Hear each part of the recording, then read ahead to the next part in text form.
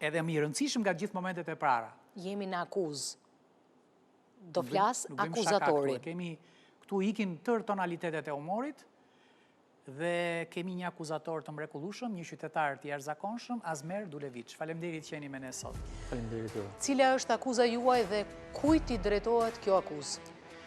Unë i drejtohem gjithë qytetarëve që janë duke na ndjekur në këto momente, pasi në vitin 2025 në vendin ton qytetarët humbasin jetën nga kontakti me rrymën elektrike.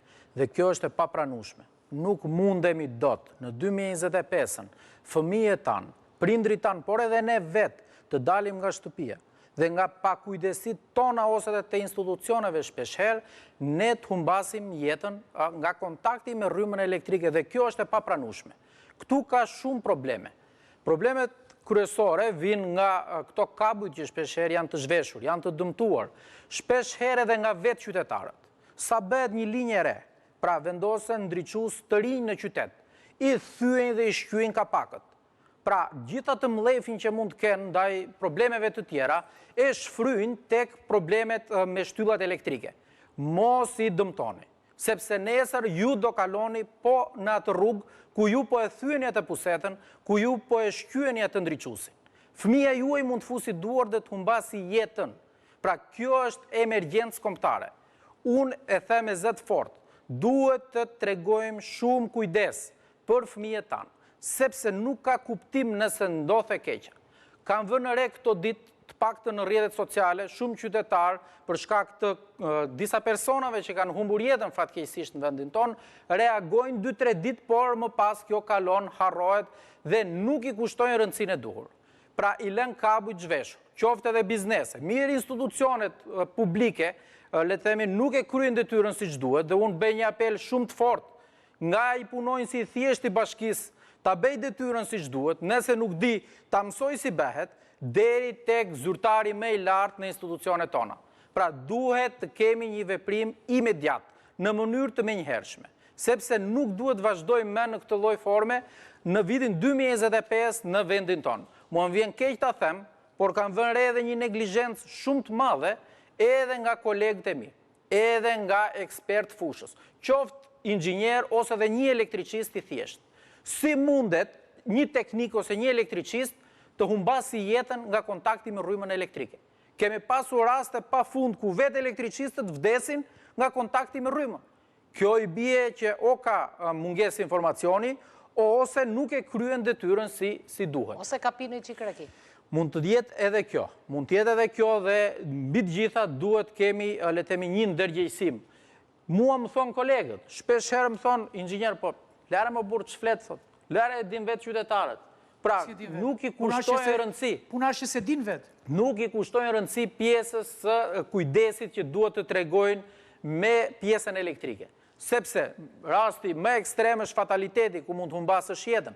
Po ne kemi me qindra raste që janë djegur bizneset, janë djegur banesat. Po bravo, bëj sikur e kanë kushurit parë korrentin. Nuk kemi kujdes, nuk i kushtojmë rëndësi. Ne kemi shumë edhe biznese. Ndërtojnë pabe, klabe, qoftë edhe pallate. Nuk ka sensor kundër zjarrit. Është, le të themi, të vëzhduar në kokë për këtë. Pra, unë e kam ngritur zërin shpeshherë, po e ngre sa të kem fuqi, sepse rrezikohet jeta e të gjithëve. Në banesën time unë i kam bërë në shtëpinë time, po komshiu im poshtë nuk i ka bërë si duhet rrjetin elektrik.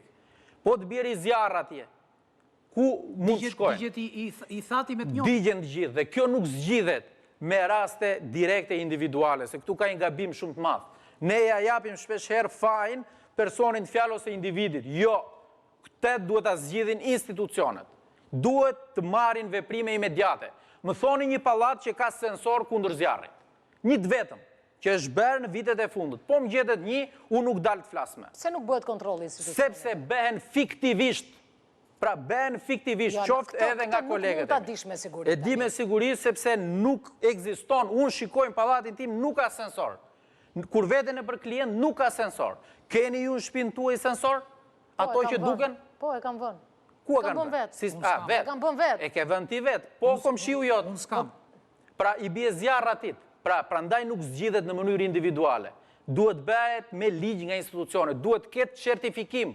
Asnjëri prej jush, unë ju sfidoj gjithëve ju dhe gjithë qytetarët që janë duke na dëgjuar. A e dini i keni në rregull instalimet elektrike? Rrjetin elektrik në banes? Pra kanë ato pajisjet e dura se i Pa tjetër, pajisjet e dura, por përsëri edhe mund t'i shikojnë fizikisht, por duhet bërë kualidimi impiantit elektrik. Si e ka e gjithë bota. Kualidimi bëhet nga 1 deri në 3 vite. Pse e kualidoj makinën e? Se mund të thot në njeri, unë ka makinën time me 3 rrota kalojnë rrugë. Po dhe ashtu pjesa elektrik kualidoj. Po bie nesër, le themi kontakt me rrymën, humb jetën. Dhe kjo nuk lihet në dorë qytetarëve. Këtë duhet ta bëjnë institucionet. Të bëhet kualidim i detyrueshëm. Si e ka gjithë bota europiane. Madje unë nuk e di pse është vonuar kjo shumë, sepse duhet të jetë edhe një grup kapitull besoj integrimit në Europë për norma teknike dhe do bëhet një ditë. Por duhet bërë sa më shpejt. Se çfarë kuptimi ka? Ne kemi shifra tragjike të qytetarëve që humbasin jetën nga kontakti me rrymën elektrike. Pra kemi me qindra raste në vendin tonë. Dhe indiferenca e qytetarëve mua më indinjon pak. Prandaj po ngre dhe zërin. Sepse nuk i kushtojnë rëndësi. Më shkruajnë me qindra qytetarë për probleme. Më çon klienti ose një qytetar foto prizën te gabina e dushit.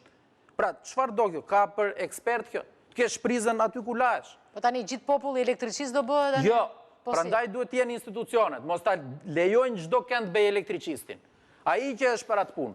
Dhe në fund i jepet certifikate janë bërë kualidimi. këta elektriqistët janë bërë njerëzit më të superpaguar. Ti të kërkosh një elektriqist asmerë, se okej, jam dakord 100% me akuzën tuaj, po të kërkosh një elektriqist, ti duhet të përgatitesh mirë shpirtërisht, të përgatitesh pastaj portofolin, dhe pastaj të marrësh të paguash një elektriqist, e kupton? Por problemi është ai që merr ti nuk e di është i fushës apo jo, është tamam elektricist apo jo, sepse këtu shiko çfarë bëjnë profesionistët, jo vetëm te pjesa elektrike, po kudo. Thonë zanati merret me të vjedhur. Në asnjë vend botës nuk ndodh kjo. Zanati merret nga bankat e shkollës, merret me të mësuar. Ku është parë kjo zanati me të vjedhur? Dhe prandaj ndodhin këto probleme, humbasin jetën qytetarët, digjen shtëpit, ka probleme nga më të ndryshme.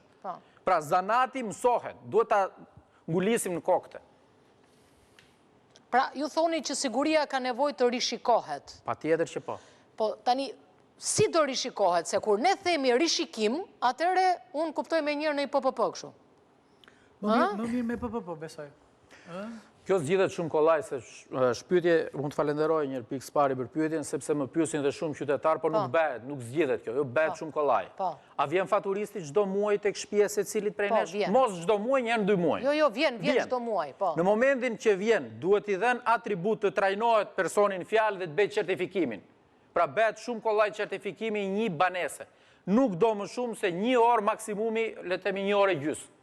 Dhe kur vjen mat aty sa kilovator ke konsumuar, të bëj dhe certifikimin. Në momentin që ti nuk i plotson kushtet, ti vendosi disa pika detyra, dhe më pas të i lë një afat, si është në çdo vend evropian, ti plotsoj dhe kur vjen muajin tjetër, nëse ti nuk i ke bërë, ndërpritet furnizimi me energji elektrike.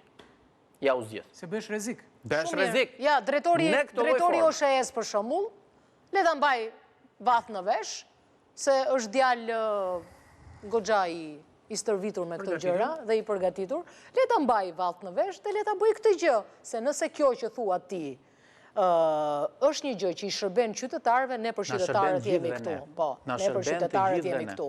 Ky është misioni bardhëzisë për qytetarët, Ka diçka tjetër në fund akuza juaj dhe a mund ta përsërisësh edhe një herë akuzën, sepse përsëritja është mamadies tonë gjithmonë. Jo, që të ngullet në vesh atyre 200.000 këshilltarëve që dëgjojnë atë kataranët edhe... Normalisht, në momentet kur do ketë nevojë imediate për ndërhyrje në rrjetin elektrik të bëhet tamam. Mos të bëhet gjysma ose e arnuar.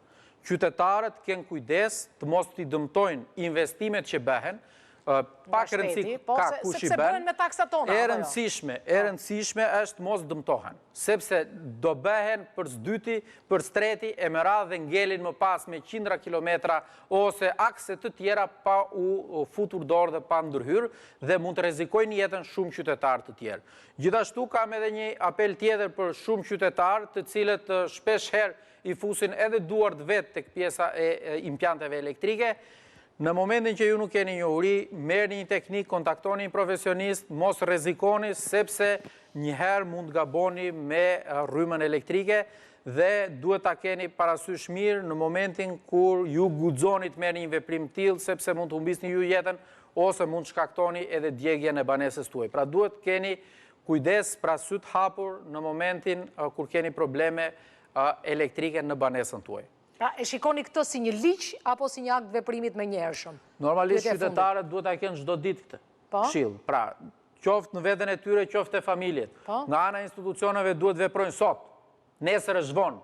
Nesër mund të humbasi dikush tjetër jetën. Madje ne po flasim për qytetarët. A e dini ju zonjë nderuar që edhe vetë punonjësit e institucioneve mund të humbasin jetën? Nuk kanë asnjë, le të themi, njohuri minimale të sigurimit teknik, sepse shpesh herë merren nga rruga punësohet. Nuk kanë mjetet e duhura për të vepruar në rast rreziku. Unë kam me qindra denoncime elektricist hipin në shtyllë me shapka. Të varur. Hypin me shapka, me treqerekshe, as kask, as një rregull. Po tani çfarë ka drejtori kur ai nuk kujdeset pikë së pari të mbrojë jetën e vet Piket nga puna. Të ishet nga puna. Po, dakord jam. Ka një supervizues për këtë. Dakord me ty. Madje ne kemi inspektoratet shtetërore që promovojnë shpesh herë edhe pa ligjshmërinë. Po. Duhet të kemi zbatimin e ligjit. Sepse është për jetën e vetë punonjësve, se shpesh herë, kur i thua punëtorit, vish këpus me hegur, vish kaskën, vish dorezat, i duket si kur ti po i jep më shumë punë, po në fakt, ti po mundohesh ti shpëtosh jetën, sa i mund të shpëtoj nga kontakti me rrymën elektrike në shtyllë, po mund të bjeri nga shtylla. Pra mire zgjidhen pjesën elektrike, po kur nuk varri pa i kur hipën në shtyllë, mund të bjeri dhe mund të humbasi përsëri jetën. Pra duhet ndërgjegjësim. Azmer, të falenderoj, më kujtohet një shprehje që thoshte babi im dikur në kohën e vjetër, thoshte elektricisti gabon vetëm një herë. Edhe ti ma kujtove tani këtë shprehje. Urojmë që asnjë njeri mos gabojnë këtë fushë, se jeta e gjithëve është e çmuar dhe pasuria e gjithëve është e çmuar se është vënë me gjak. Shumë shqiptare kanë vënë pasurinë me gjak. Ndonjë edhe duke derë gjak, po kjo nuk është e rëndësishme. E rëndësishme është ta mbrojmë atë 5 lekë që kemi dhe mbrojt shumë mirë duke pyetur atë që është më i zoti në këtë punë. Jo, këtë gjesh në rrugë e ta futësh në shtëpi. Pyesni profesionistët dhe mos bëni sikur e keni kushuri korrentin, sepse korrenti të bën ato që e kuptoni më pastaj. Mirë, kjo ishte bardhazia për sonte, unë ju lë takim të premten e ardhshme, si gjithmonë në prime time, këtu në ABC News. Miru takofshim, të premten e ardhshme.